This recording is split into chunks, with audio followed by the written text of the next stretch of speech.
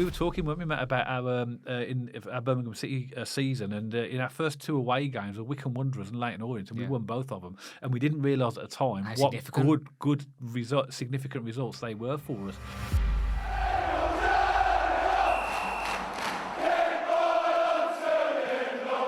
So welcome back to BCFC Royal Blue. Now, as we know, Birmingham City have made it to the Championship through promotion, through winning the league, but the league isn't over, or the season isn't over, because there is still the League One playoffs to see who is going to join Birmingham City and Wrexham in the Championship next season.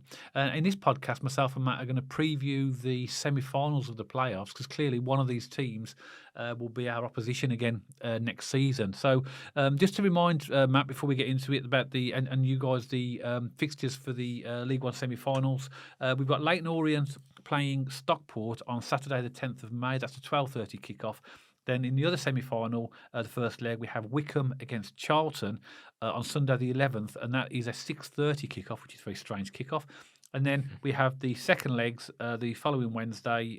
We have Stockport versus Leyton Orient at 8 o'clock. And then the day after, on the Thursday, the 15th of May, 8 o'clock kickoff, Charlton against Wycombe. Mm-hmm. So did we agree to start with the Leyton Orient Stockport game? We did, Dad. And again, before we get into this, I just want to say fair play to all 4 teams here, because when you look at last season, you think about Bolton, Peterborough, Reading, Blackpool. I thought those teams might have been, hotter favourites here to get in. I mean, especially for me here, Orient. I was not expecting them to make a playoff push. But actually, when you look at the Blues game that we played at Orient, they weren't a bad side, were they? No. So actually, it was never a surprise that they did, in the context of we knew they were a better team than where they were. But fair play to Stockport, Orient, Charlton and Wycombe here, because they've done incredibly well, all 4 teams. Yeah. And just fair play. So let's get into the Stockport Orient game, Dad. And I feel like Stockport, I mean, other fans might not get this reference, but on transfer deadline day, we signed Stansfield, and then we got a Watter in on the same day. I feel like when Wrexham and Stockport came up, Wrexham was the Stansfield and Stockport was the Iwata. They've kind of flew under the radar a little bit, haven't they? I don't think, they have had the respect because they're a good team, but I feel like Stockport deserve more respect than possibly what they're given. They're a very good team. They're very well set up. I like Dave Chandler. I think he's a good manager. I like their physicality, Stockport. I like their directness. They play it well. They're a bit like Wrexham in that way. They play that style of football very well. And I think, from memory, Dad, Wrexham away and Stockport away are the only 2 games this season for Birmingham where we actually genuinely got pinned in our own half. And I think Bolton as well. And Bolton, sorry, yes. Yeah. Okay, fair enough. Bolton did it as well. No, fair. But, and it was a real surprise because I weren't expecting it so aggressively from Stockport, and they really were good at lumping it in. And again, that Orient, look at Richie Wellens, little budget, little resource. I don't think, again, Orient fans might like this comment. I don't think he'll be there for much longer. I think he'll get snapped up because to do that job at Orient with the money and the resource that he's had. Well, if he gets promoted, what would he go anywhere? Very good point. Very good point. What I mean is that people will be sniffing around him now because people love managers that can do a lot with little money, don't they? Yeah. And he's one of them. So, just to remind people, in terms of from a Birmingham City perspective, obviously we beat Stockport and Orient both at St.Andrews this season, and we drew away at Stockport, and we also beat Orient away at their place as well. But all 4 of them were pretty tough. The Stockport at home, I was expecting a bigger challenge, actually, if I'm going to be honest. However, Stockport away and Orient away were both 2 challenging games, in my opinion. They were, and they've proved to be very, very good teams, haven't they, as you mentioned? But I think this is a surprise in terms of this. At the start of the season, what odds would you have got if you'd have said you'd have Leyton Orient and Stockport both in the playoffs? Stockport, remember, came up from League 2 last season as the champions. They came up with Wrexham. And they have had they started off, very, very well. In fact, both teams Leyton Orient didn't start off well at all, actually. No. They lost their first 4 games. And Leyton Orient have had this really strange season where they've had a really poor start because they was in the bottom of the table for ages. Then they had an absolutely fantastic run of games from beginning of November right the way through to March. And then they lost 5 in a row from March through to the beginning of April. And I thought, everybody thought at that point, they'd basically lost the momentum for the playoffs, didn't they?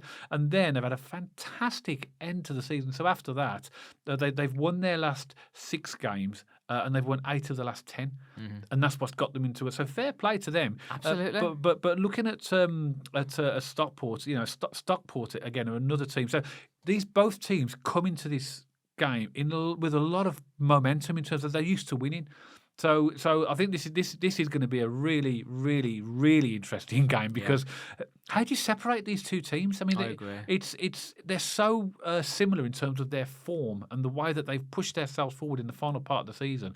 I think this makes for a classic semi-final. This one, actually, in the preview, if you watched our video yesterday, I was talking about Coventry and Sunderland. Actually, Stockport Orient's probably going to be up there as well, isn't it? You know, just in terms of equal match, in terms of quality, in terms of where they are, their momentum, and things like that. So, yeah, no, absolutely, Dad. And there's a few things I like from each team. I mean, with Stockport, Dad, I like their physicality. I like them in the air. You know, away from home especially. Remember that Cole Wootton? Yeah. He was even giving Clara a run. I say run for his money. He was just a nuisance. Kind of thinking to themselves, what do we do with him? Yeah. He was causing all sorts of trouble. And I remember they were just peppering the box with balls, causing us problems. And I just remember them being relentless and very resilient. And, you know, we did go 1-0 up there. Alfie May scored a great goal from outside the box in the first half. And then the second half, they just came out like a completely different team. And I think, Dad, you know, when you look at teams in League One, you get teams that are very good at attacking, but they're really bad at the back. Peterborough, as an example. When you look at Stevenage, they're very good at the back, but they're not quite good going forward. Stockport are a well-balanced team. They're just as good going forward as they are at the back as well. They're good all over the pitch. And I think that's a really good and key attribute to have, is to have a good balanced team, because you know, when you go into most games, you're going to get just as much as you give and get in all areas of the pitch. Yeah. And I think Orient, Dad, you know, they've got the highest scorer. They've got Charlie Kelman. I think 21 goals was it he got by the end of the season. Yeah. They're quite creative. They're quick on the transitions. I think they are quite defensively clumsy sometimes. We saw that in both of our games when we played Orient away and at home. You know, they did give the ball away sloppily. Well, they'd play a centre-half, didn't they? They did, to be fair, And they do have moments of sloppiness at the back. However, they are a good team. They can go forward at you creatively. They are quite dominant in the final third of the pitch. They can be, for sure. I mean, you know, to score 21 goals in an Orient team for Charlie Kelman, that is impressive, you know. But that's also credit to the supporting players as well, assists, you know, getting him on the ball, creating chances for him. So no doubt about it, Orient going forward can score goals and create chances. So, as you say, Dad, I think we're in for a stonker here. Interestingly, they're head-to-head in the league. Both of them lost at home to each other. So, Leyton Orient lost 1-0 at home to Stockport, and then Stockport lost 4-1 at home to... That's interesting, because Stockport at home has been a bit of a fortress for them this season. They've got a good home record, haven't they? Stockport have... let's have a look at their home record then. So if I go through the stats for both teams, then that's a good introduction to do that. Yeah. In the form table, this is the end of season form table, and this is based upon 8 games. Stockport are second and Leyton Orient are fourth. No surprise there in terms of what I've just talked about. Yeah. Leyton Orient's home record is the 7th best in the division. Wow. Stockport's is the 3rd. Yeah, exactly. Yeah. The away record, Leyton Orient have got the 4th best away record. Wow. In the division. Stockport have got the 5th. So, it is so close. It is, every stat you're talking about, they're one position off each other pretty much. Listen to this. Goals scored. Leyton Orient have scored the 4th most goals, which actually is equal second, 72. Stockport have scored 72 as well. So actually, Birmingham City have scored the most goals, as you'd expect, with 84. Then you've got Blackpool scored 72, Leyton Orient 72, and Stockport 72. So they've got exactly the same amount of goals. Defensively, you've got Stockport are the 4th best defence in the league with 42 goals conceded. And then you've got 7th Leyton Orient with 48 goals. Again, there's not a huge amount in between them. You mentioned Charlie Kelman. We can't not mention him. No, great player. Won the Golden Boot in League One, 21 goals this season. Fantastic. And a player I really like, a guy they got on loan from Tottenham, Jamie Donnelly. He's got 8 goals. Is that goal he scored against Man City? Yeah. We spoke about that in the other video. Yeah, it's great. Yeah, he's a good player. And then Daniel Agai as well. And he's got 7 goals. Right? He's pretty pacey. He's a pest as well. Ethan Galbraith, 6 goals. Sonny Perkins with 4 goals. Jamie Donnelly has 10 assists. Yeah. So he's a danger. Daniel Agai has 8 assists. And then when we go to Stockport, just a few danger men for Stockport. Now, their leading scorer is still Louis Barry. I still think that was a stupid decision to call him back and send him have him in a promotion push team in League One, to send him to a relegation battle, which on the bench as well. On the bench he a lot. played. But I find that quite staggering. How's that enhancing his development? I've got no idea. If you want to add value to him, just keep him in this team, this Stockport team. What's 6 months going to do in the context of his career? Well, exactly. Yeah, 15 goals he scored. Then next is Cole Wootton with 10 goals. Isaac Alafe with 8 goals. Will Collar with 8 goals, and Jamie Diamond with 4. Cole Wootton has 6 assists. Ollie Norwood as well, good experienced player in their central midfield. Definitely. And Lewis Bates as well. as well. Both got 4 assists. I like Norwood. Yeah. player. I think he's the type of player that's going to be really key in Absolutely. this particular type of game. So, But what I think what you mentioned in yesterday's video, Dad, about Sunderland and Coventry, and you mentioned about Coventry having a bit more momentum and Sunderland losing their last 5 games, and it's not a match for match here. But what I would say is Stockport have experience of being promoted, don't they? They've gone through the leagues. Yeah. They have momentum of promotions, just like Wrexham have as well. And Orient are kind of like the surprise package here, aren't they? Yeah. So I think Stockport might be slightly mentally better prepared for this, just in terms of being used to being at that end of the table. Being used to being in and around the playoffs, if not automatic promotion. And I mean, take nothing away, though. I'm really intrigued to get your score predictions on this, because I think this is going to be really close. Again, it's another tricky one, isn't it? Because I agree with you. I think Stockport have that momentum in terms of the winning mentality of previous promotions, but they've both got momentum in terms of their league formula. Like, last 10, Stockport won 8, drawn 1, lost 1. Leyton Orient in their last 10 games, they've won 8, drawn 1, lost 1. And that includes winning 6 in a row in their last. So I'll do the score prediction first again. So I'll do a first prediction for Charlton Wycombe then, Dad. Okay, all right then. So Leyton Orient against Stockport in the first leg, I'm going to go for a 1-1 draw. Is that at Stockport? Or No, that's at Orient. That's Orient in the first That's leg. at Orient. I'm going to go for a 1-1 draw. And then in the second leg, I'm going to go for a bit of a humdinger. I'm going to go for Stockport 3, Leyton Orient 2. Okay. So that'll take in my prediction, it'll take Stockport through by 1 goal. So the Interesting. 1-1 draw in the first leg, and then a 3-2 win for Stockport. So I guess I'm gonna contradict myself a little bit by giving the not advantage, but the positivity of Stockport with their promotion. I just playoffs, because although we say these things, Dad, we're only having a little bit of fun here, aren't we? It's just a football game. Anything can happen. And in the playoffs, again, as we've highlighted, it's kind of that cup final element, isn't it? Yeah. Anything can happen. Local derby, cup final, those kind of elements to it. So I think I've gone for a 1-0 win to the home team on both fixtures. So I think Orient will win 1-0. Okay. I think Stockport will win 1-0. That's interesting. And I think Orient are going to go through on penalties. Okay, are you going for penalties? I've gone for penalty Yeah, okay. So- You've got 1-0, 1-0, nothing in extra time, penalties, Orient win. Okay. Again, controversial maybe, I don't know. And also as well, Dad, in all seriousness, there's no dog in this fight for me and you. I would love for both of these teams to go up, because they're both brilliant stories. Stockport have come through the leagues, they're a team again on the rise and the climb. And Orient, no one expected them. They come out of nowhere. Yeah, So I would love to see them both are cracking seasons. We have to pick one. I'm going to go for Orient on penalties. Okay, and I've gone for Stockport based upon what I've just said. Okay, let's go on to the next fixture then, which again is another one that I think that we can look forward to. And it's Wycombe Wanderers against Charlton Athletic. Now, for me, Wycombe are that team that have been right up the top for the vast majority, 95% of the season, and then just tailed off at the end. And they've literally plunged into the playoffs. I think the word plunge is a fair. They're fifth. Yes. They've been battling Wrexham up until the final 4 games. Yeah, and they had a horrendous run of fixtures in But we said this, though, didn't we? But you would say, and you can't argue, the season is over 46 games, not your last 10 games, or your last 8 or 10 games. So actually, where they finish is where they finish, just like where every other team has finished. But I think they'll be disappointed that they've had to end up in the playoffs based upon their early momentum. In fact, not just early, but through the season. They were on a fantastic run, didn't they? Lost their first 2 games.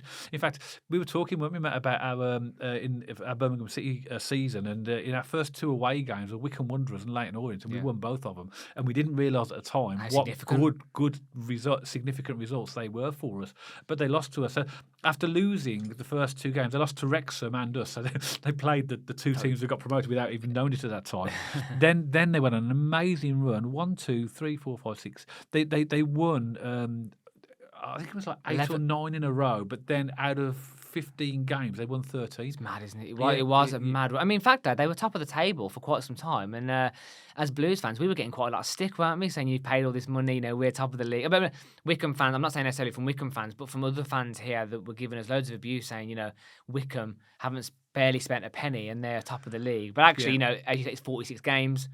It showed the quality of the teams, then show that level of consistency. But fair play to them; they did have a good start. But Charlton was an interesting one for us. They've come out of nowhere. Yeah, and we went to the game. We were season ticket holders, so we went to all the home games. But we went to the Valley, And at the time, they started off well, Charlton. They won their first 3 games, and then they went on a really sort of run where they were drawing loads and losing and not winning many. It's only really from, and if you look at their form, there's a lot of green from Christmas onwards. It's virtually all green. So you could, that is what's got them to where they were at one point. If they'd have beaten Wrexham, they would have had a possibility of actually getting automatic promotion. I know. They've done so well, and I genuinely feel like Charlton have just come out of nowhere, Dad. I felt like one week they were 9th or 10th, kind of hovering around that, maybe 7th. Then suddenly they were 3rd, battling Wrexham for the automatic if they won. So fair play to them. I know Nathan Jones is that kind of pantomime villain. I know he doesn't have many fans on his side, apart from the Charlton fans. But credit where it's due. He's done a good job this season, hasn't he? You can't discount that. I think clearly they deserve to be where they are. I think based upon their results, and he has done a good job because he hasn't made major changes to the personnel there. In fact, he lost Alfie May. A big goal scorer for them. They bought in Matty Godden, didn't they? And he's done very, very well for them. 18 goals, I believe, Matty Godden. I'll come on to that in a sec, actually, Matt, because I think it's a good time to talk about just a few stats as well. In last 10 games, Wycombe have won 5, drawn 1, and lost 4, whereas Charlton have won 7, drawn 1 and lost 2. So clearly the momentum going into this, the mentality is going to be with Charlton.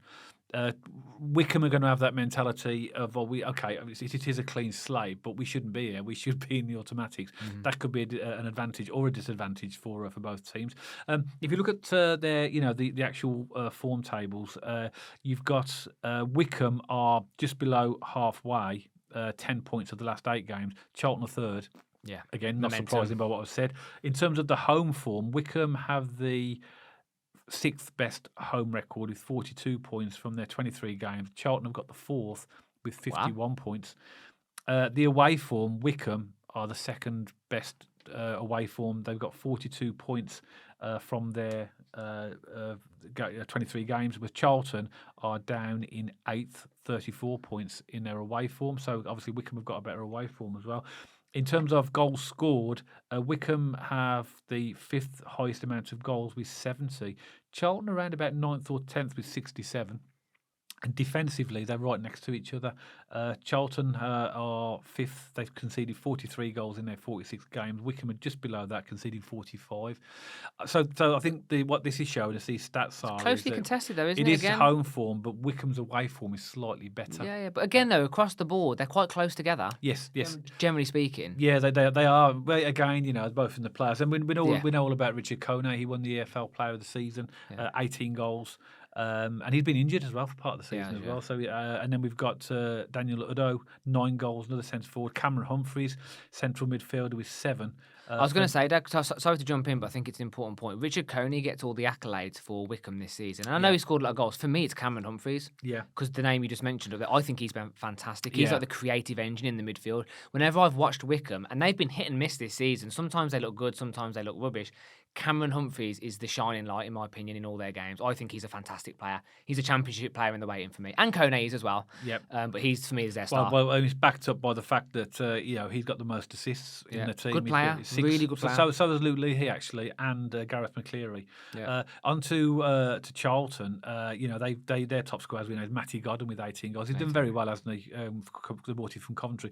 Luke Berry, a player I really like, Luke Berry. I think he was injured for the Wrexham game. I think they really missed him in central midfield. He's got 7 goals. Tyrese Campbell has got 7 goals. Miles Leaburn, 6 goals. And Macaulay Gillespie has got 5 goals. Luke Berry, their highest assist with 5. Josh Edwards with 5. And Chuck Aneke with 5 goals. He used to play for us, actually. He did. So again, another game that's going to be a very, very interesting one. This one, a name you've missed off the list, and he's not going to be on there because he's not a goal scorer. But I like Lloyd Jones. He's a centre half for Charlton. Really good player, solid, commanding. I remember when we were at the Valley, Dad. It wasn't him; it was the other centre half. But he turned to the Blues fans. Remember, he started doing all that, crying and the tears and stuff. I'm not like an angry person. That really annoyed me. Well, we got our revenge at St.Andrews. We did, and you know what, Dad? We make no excuses. Charlton deserved to beat us at the Valley. We weren't at the races. We just didn't turn up for that game. It is what it is. They beat us, and Charlton fans, you do hold the accolade for one of our worst away games this season, don't you, Dad? Just the coach was late.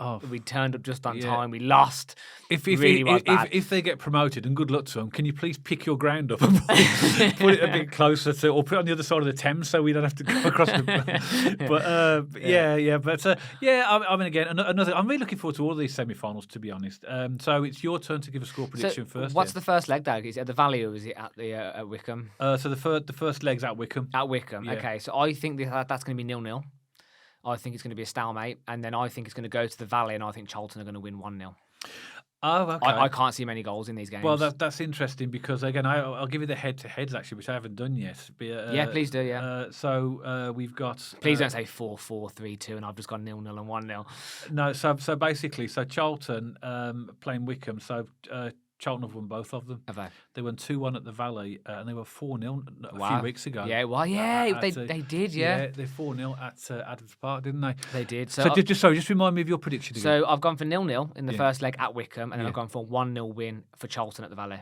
Okay. So I think this is probably my most tame prediction over all of them because, Charlton have that typical this season. At the start of the season, we used to say, don't we, 1-0 Charlton, 1-0 Charlton, because they used to win by 1-goal margins. But I don't know, something tells me low amount of goals in this because of that Cold Cup final playoff element to it. Sort of 2 off games.